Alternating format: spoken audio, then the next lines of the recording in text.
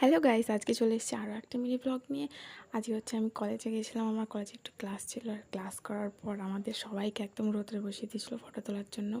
আর কিছু খেলাও হচ্ছিলো, সেগুলোতেও মানে ফটো নিচ্ছিল। তো ওই রোদ্রের মধ্যে ফটো তুলতে ওই দি তোমার কেমন লাগলো এই রোদের মধ্যে ফটো তুলে বলো।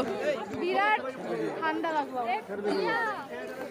তো তোমরা তো দিদিটার মুখেই শুনলে যে সবার রোদের মধ্যে ফটো তুলে কেমন লেগেছে। আর ফটো তোলার পরে আমরা সবাই দৌড়ে দৌড়ে চলে গেছিলাম জল আনার জন্য। আমি ফার্স্টে বুঝতে পারিনি যে জল আনার জন্য সবাই যাচ্ছে, পরে দেখলাম যে না, জল আনার জন্য যাচ্ছে। আমি ভাবলাম দৌড়ে কিসের জন্য যাচ্ছে।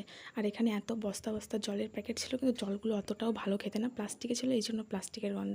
আর আমরা জলগুলো কেউ খেতে পারিনি, এমন মানে এত ভীষণভাবে নষ্ট করেছে সবাই জলগুলোকে। পুরো হোলি খেলেছে, রং ছাড়া সবাই হোলি খেলেছে, জলগুলোকে নষ্ট করেছে। আর তারপরে এই রোদ্রের মধ্যে আমরা কেউই আর কলেজে থাকিনি, সবাই বাড়ি চলে এসেছিলাম। আর আমি আসার সময় এক প্লেট দই ফুচকাও খেয়েছিলাম। তো দেখা হচ্ছে পরের ভিডিওতে, আজকের মতো এই পর্যন্তই, টাটা।